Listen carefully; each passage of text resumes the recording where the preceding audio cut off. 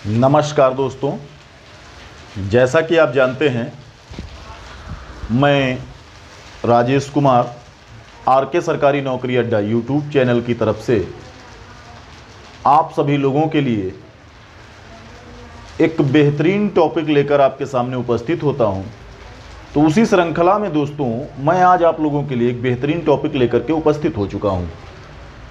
आप कॉपी कलम उठा लीजिए। आज का मेरा टॉपिक बहुत ही इंपॉर्टेंट टॉपिक है। आज का हमारा जो टॉपिक है आपने देख लिया होगा। हमारा टॉपिक आज का भारतीय संविधान की मांग एवं उसका क्रमिक विकास। हमारे भारतीय संविधान की मांग एवं उसका क्रमिक विकास आज हम इस टॉपिक पर अध्ययन करेंगे।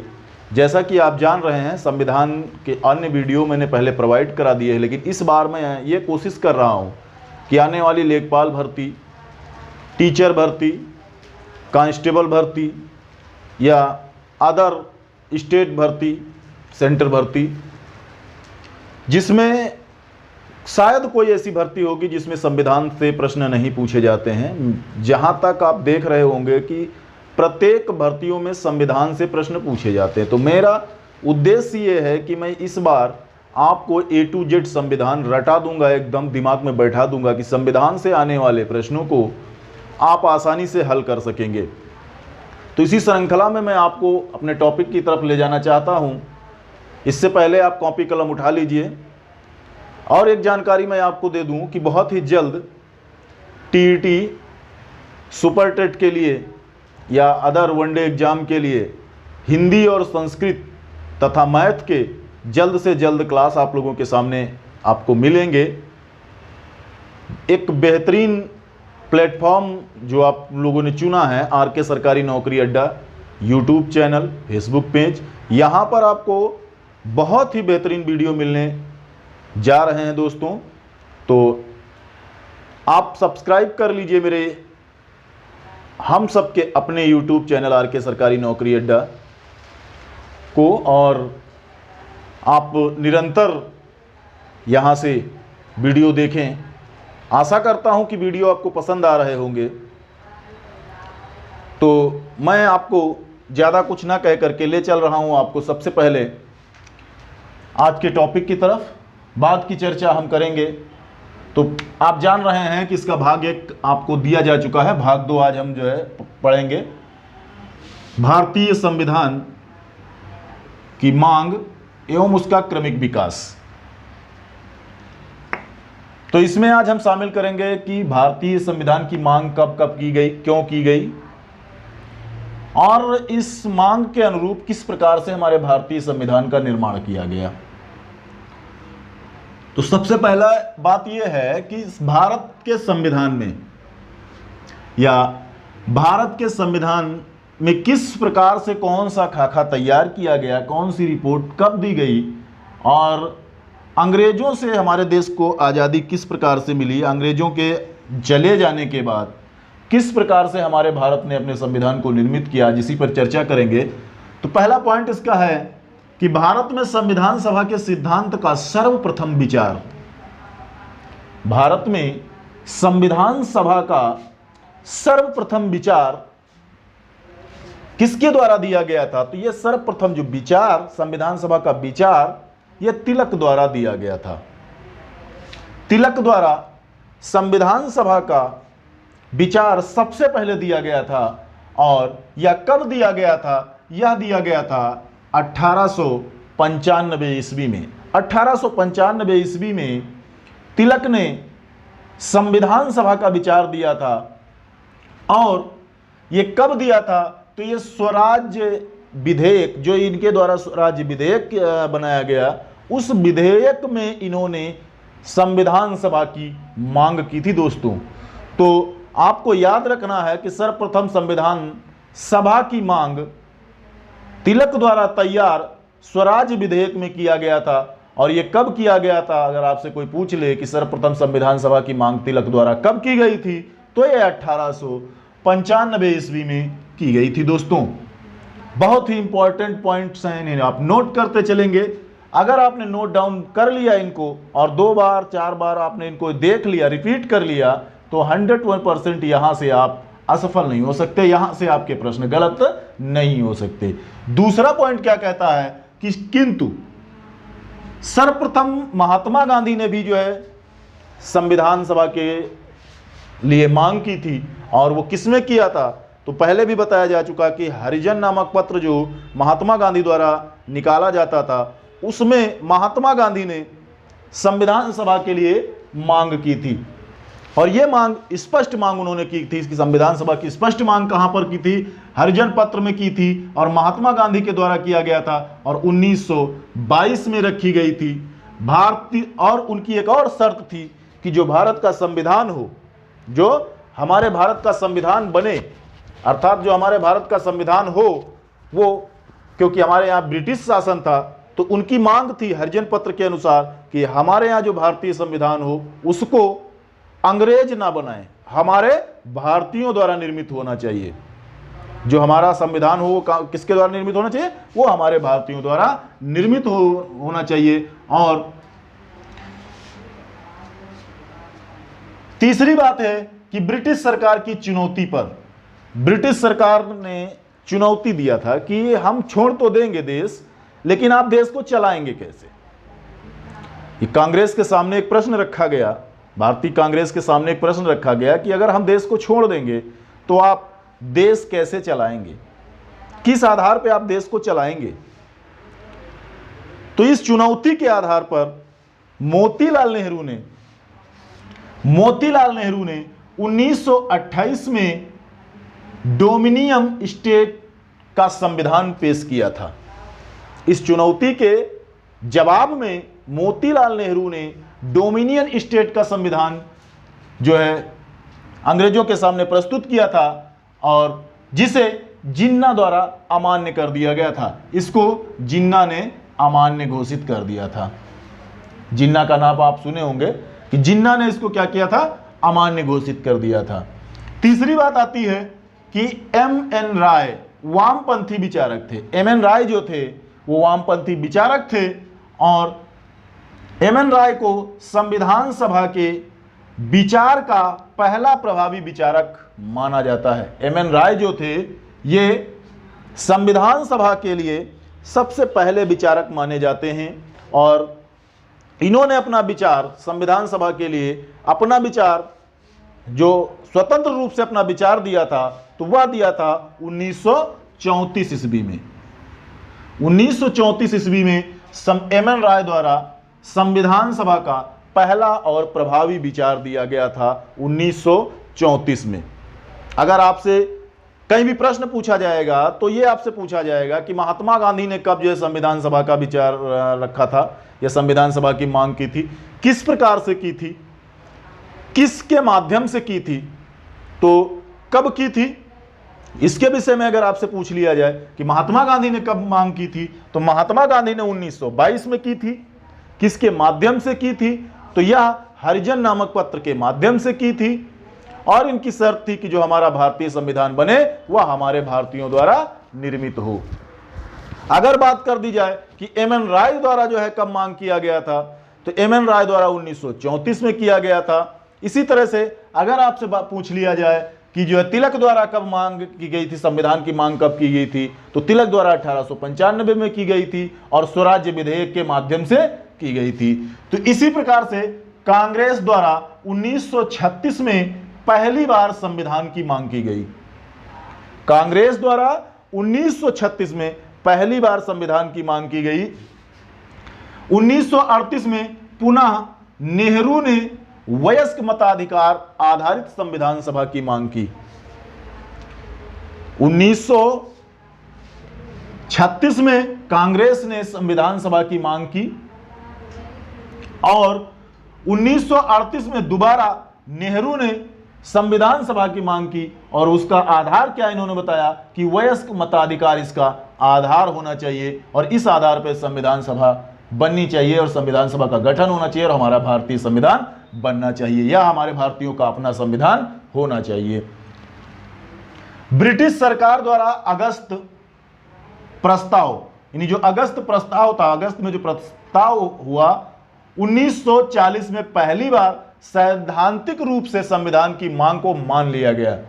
1940 में ब्रिटिश सरकार द्वारा संविधान सभा की मांग को मान लिया गया, किंतु स्पष्टता संविधान देने की बात मार्च 1942 के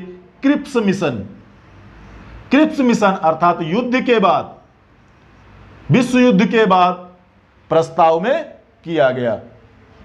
अगर आपसे पूछ लिया जाए कि ब्रिटिश सरकार द्वारा किस प्रस्ताव के माध्यम से पहली बार सैद्धांतिक रूप से संविधान सभा की मांग को स्वीकार किया गया, तो वह जो अगस्त प्रस्ताव था, यानी जो है 1940 अगस्त प्रस्ताव जो था, उसमें पहली बार भारतीयों के संविधान को ब्रिटिश सरकार ने सैद्धांतिक रूप से मान्यता दिया था।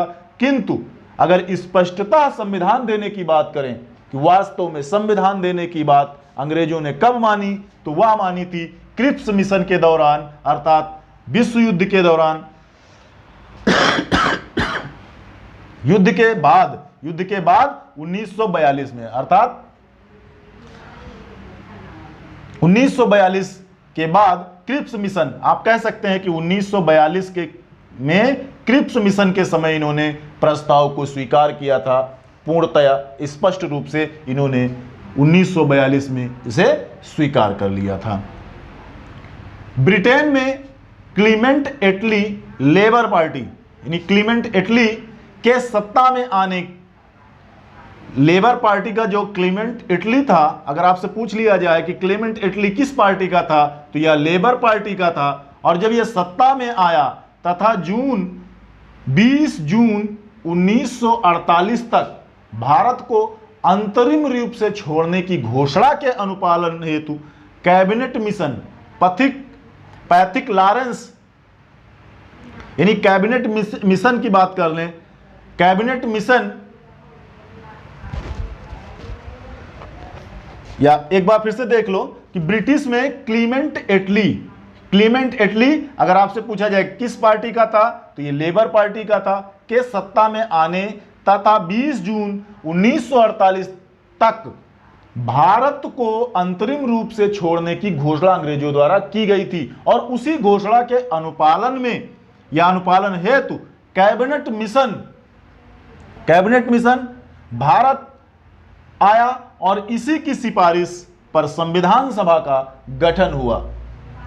क्योंकि अंग्रेजों ने भारत को छोड़ने के लिए घोषणा की थी कि 20 जून 1948 को भारत अंतरिम रूप से ब्रिटिश सरकार छोड़ देगी, और उसी के अनुपालन में कैबिनेट मिशन भारत आया था और उसी की सिफारिश पर संविधान सभा का गठन हुआ था। अगर आपसे कोई पूछ ले कि किस मिशन की सिफारिश पर, यानी कौन भारत आया था, तो कैबिनेट मिशन भारत आया था, और कैबिनेट मिशन की सिफारिश पर ही भारतीय संविधान सभा का गठन हुआ था। और अगर कैबिनेट मिशन की बात करें तो इसमें पैथिक लॉरेंस अध्यक्ष और स्टेफर्ड क्रिप्स और एबी अलेक्जेंडर इस मिशन में शामिल थे। Pethick Lawrence, Stafford Cripps, A B Alexander इस कैबिनेट मिशन में शामिल थे। और ये भारत कब आए थे, ये भी आपसे पूछ लिया जाता है, तो ये 24 मार्च 1946 को भारत आए थे। ये क्या कैबिनेट मिशन भारत कब आया था, तो कैबिनेट मिशन अगर आपसे पूछा जाता भारत कब आया था, तो 24 मार्च 1946 को आया था। और इसी कैबिनेट मिशन की सिफारिश पर ही हमारे भारतीय संविधान सभा का गठन हुआ था।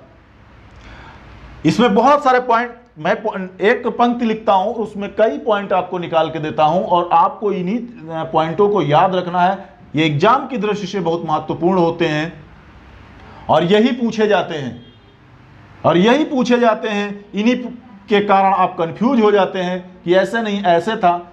हम हर एक चीज को बहुत ही विस्तृत रूप से समझाते हैं और आपसे निवेदन करते हैं कि आप मेरे द्वारा इस बताए गए पॉइंटों को कहीं नोट डाउन करते रहें ताकि भविष्य में आपके काम आ सकें। अब तो बात आ गई कि जो है कैबिनेट मिशन की सिफारिश पर भारतीय संविधान का गठन कर दिया गया, गठन हो गया। अब हम चर्चा करेंगे कि भारतीय संविधान का गठन कैसे हुआ, कौन कौन लोग इसमें शामिल हुए, कार्य प्रणाली इसकी कैसी रही और फिर संविधान का निर्माण कैसे हुआ, इस विषय में चर्चा करेंगे। तो 1946 में संविधान सभा के लिए हुए चुनाव में जो है चुनाव द्वारा संविधान सभा का गठन किया गया। ये कह सकते हैं कि 1946 में संविधान सभा के लिए चुनाव किया गया और उस चुनाव के माध्यम से संविधान सभा का गठन हुआ। तो इस चुनाव में शामिल कौन हुए? तो यहां पर प्रांतीय विधानसभाओं के सदस्य जो है शामिल हुए। प्रांतीय विधानसभाओं के सदस्य इस चुनाव में शामिल हुए और इस चुनाव को अप्रत्यक्ष निर्वाचन प्रणाली के माध्यम से कराया गया। आपसे पूछा जा सकता है कि संविधान सभा का जो गठन हुआ वो किसके माध्यम से हुआ? तो चुनाव प्रणाली के माध्यम से हुआ। इसमें कौन शामिल हुआ? तो इसमें प्रांतीय विधानसभा के सदस्य शामिल हुए। और चुनाव कैसा हुआ? तो अप्रत्यक्ष निर्वाचन प्रणाली के माध्यम से जो है चुनाव हुआ। और इसमें किस प्रकार से वोट पड़ा? तो 10 लाख जनसंख्या पर एक सदस्य इसमें शामिल हुआ। 10 लाख की जनसंख्या पर एक सदस्य इसमें शामिल किया गया। टोटल सदस्य कितने शामिल हुए? तो 389 सदस्यों का निर्वाचन हुआ। कितने सदस्य चुने गए?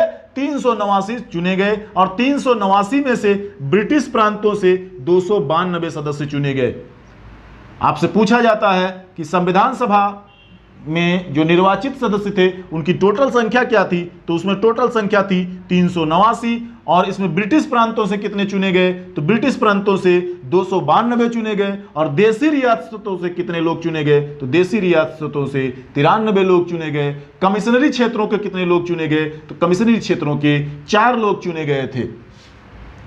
4 लोग इसमें जो है चुन करके आए थे। विभाजन के बाद संविधान सभा घट करके, यानी जब विभाजन हो गया तो विभाजन के बाद संविधान सभा घट करके 299 सदस्य बचे। अर्थात विधानसभा, माफ करिएगा, संविधान सभा में कितने सदस्य बचे? 299 सदस्य बचे। विभाजन के बाद 299 सदस्य बचे। और 1946 में जो चुनाव हुआ था वहां पर टोटल सदस्य कितने थे? तो वहां पर टोटल सदस्य 389 थे, जिसमें से ब्रिटिश प्रांत से 292, देसी रियासतों से 93, कमिश्नरी क्षेत्र से 4 सदस्य चुन करके आए थे। निर्माण तिथि की बात करें तो 26 नवंबर 1949 को 284 सदस्यों ने इस संविधान के प्रारूप पर हस्ताक्षर किए। 26 नवंबर 1949 को 284 सदस्यों ने इस पर हस्ताक्षर किए थे। यह भी बहुत पूछा जाता है कि जो है ये किस दिन इसकी निर्माण तिथि क्या मानी जाती है? तो निर्माण तिथि 26 नवंबर 1949 माना जाता है। कितने लोगों ने इस पर साइन किए, हस्ताक्षर किए? तो 284 लोगों ने साइन किए। पहली बैठक कब हुई? तो पहली बैठक 9 दिसंबर 1946 को हुई। पहली बैठक कब हुई? 9 दिसंबर 1946 को हुई। और यह कहां हुई? तो यह संसद भवन दिल्ली में हुई। और इसके अस्थायी सदस्य पूछ लिया जाए तो अस्थायी सदस्य, माफ करिएगा, अस्थायी अध्यक्ष पूछ लिया जाए, प्रोटेम, जिनको प्रोटेम कहते हैं, अस्थायी सदस्य अध्यक्ष जो थे वो डॉक्टर सच्चिदानंद सिन्हा थे।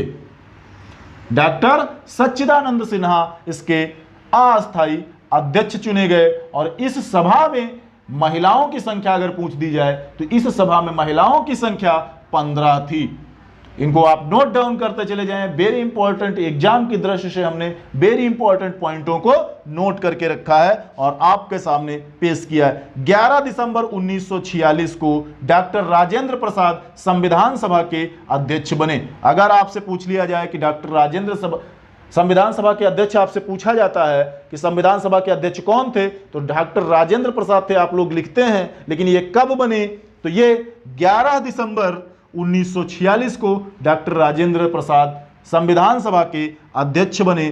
पहली बैठक के अध्यक्ष कौन थे? तो पहली बैठक जो हुई 9 दिसंबर को, तो वह दिल्ली के संसद भवन में हुई। और इसके पहली बैठक, अर्थात पहली बैठक के अस्थायी अध्यक्ष कौन थे? तो अस्थायी अध्यक्ष सच्चिदानंद सिन्हा थे। 29 अगस्त 1947 को संविधान सभा का प्रारूप पेश किया गया। 29 अगस्त, अगर आप प्रारूप पेश करने की बात आपसे पूछ ली जाए तो 29 अगस्त 1947 को संविधान सभा का प्रारूप पेश किया गया। और इस प्रारूप में 70% भाग, या कह सकते जो प्रारूप वहां पेश किया गया, हमारा जो भारतीय संविधान बनाया गया, उसका 70% भाग 1935 एक्ट से लिया गया। 1935 एक्ट क्या है? तो 1935 एक्ट की बात करें तो जो ये 1895 से लेकर के 1928 तक जो संविधान बनाने की प्रक्रियाएं की गई, संविधान बनाए गए, उनका सबका एक जो है एक्ट बना और उसी एक्ट से 70% भाग ले लिया गया। शेष 30 भाग हमारे भारतीय संविधान का विदेशी संविधानों से लिया गया, विदेशी संविधानों को पढ़ा गया, उससे जो हमारे देश को जिस चीज की आवश्यकता थी तो वह हमारे संविधान में शामिल किया गया। इस पर विस्तृत वीडियो आपको प्रोवाइड किया जा चुका है, आप मेरी प्ले लिस्ट में जाकर के या मेरे चैनल पर जाकर के आप देख सकते हैं। निर्माण हेतु कुल सत्र, निर्माण हेतु आपसे कभी कभी पूछ लिया जाता है कि कुल कितने सत्र चले, कितने सत्र निर्माण हेतु चलाए गए। तो दोस्तों निर्माण हेतु 11 सत्र चलाए गए। आपसे पूछता है कि निर्माण जो हमारा भारतीय संविधान बना उसमें कितने सत्र चले, तो उसमें 11 सत्र चलाए गए। और अगर बात की जाए कि संविधान सभा के सामने हमारे भारतीय संविधान का वाचन कितनी बार किया गया, तो हमारे भारतीय संविधान का वाचन 3 बार किया गया। अगर आपसे कोई पूछ ले कि आपके भारतीय संविधान का अब तक कितनी बार वाचन किया जा चुका है, तो वह 3 बार किया जा चुका है। 3 बार हमारे भारतीय संविधान का वाचन हो चुका है। खर्च की बात करें कि हमारे भारतीय संविधान को बनाने में खर्च कितना लगा, तो हमारे भारतीय संविधान को बनाने में 63,96,729 रुपए लगा। 63,96,729 रुपए का खर्च हमारे भारतीय संविधान को बनाने में लगा था। संविधान को 26 नवंबर 1949 को अधिनियमित, अंगीकृत और आत्मार्पित किया गया। अगर आपसे कोई पूछता है कि हमारे भारतीय संविधान को अधिनियमित, अंगीकृत और आत्मार्पित कब किया गया, तो यह 26 नवंबर 1949 को किया गया। और अगर आपसे पूछ लिया जाए कि हमारा भारतीय संविधान लागू कब हुआ, तो सभी को पता है 26 जनवरी 1950 को हमारे भारतीय संविधान को लागू किया गया। आंशिक रूप से लागू तभी से माना जाता है, कब से? 26 नवंबर 1949 से ये आंशिक रूप से लागू हो गया था, अर्थात कह सकते हैं लागू माना जाने लगा था। 26 जनवरी 1950 को लागू हुआ और इसी दिन क्या हुआ कि गवर्नर जनरल का पद समाप्त कर दिया गया। गवर्नर जनरल का पद समाप्त कर दिया गया और पहले राष्ट्रपति के रूप में डॉक्टर राजेंद्र प्रसाद को चुन लिया गया। पहले राष्ट्रपति के रूप में या राष्ट्राध्यक्ष के रूप में हमारे डॉक्टर राजेंद्र प्रसाद को चुन लिया गया। अगर मूल संविधान जो हमारा बन करके तैयार हुआ उसमें अगर देखें तो मूल संविधान में हमारे 395 अनुच्छेद थे। जो मूल संविधान बना वो उसमें कितने अनुच्छेद थे? तो 395 अनुच्छेद थे। और अनुसूचियों की बात करें तो 8 अनुसूचियां थी, 8 अनुसूचियां थी। और अगर भाग की बात करें तो हमारे मूल संविधान में 22 भाग थे। लेकिन वर्तमान में अगर मूल संविधान में अनुच्छेदों की बात करें तो 444 अनुच्छेद हो चुके हैं और 12 अनुसूचियां हो चुकी हैं और 22 भाग हो चुके हैं। तो अगर आपसे कोई पूछता है कि मूल संविधान में कितने भाग थे? 22 भाग थे। अनुसूचियां कितनी थी? 8 अनुसूचियां थी। अनुच्छेद कितने थे? 395 थे। वर्तमान में हमारे भारतीय संविधान में कितने अनुच्छेद हैं? तो 444 अनुच्छेद हैं और 12 अनुसूचियां हैं और 22 भाग हैं।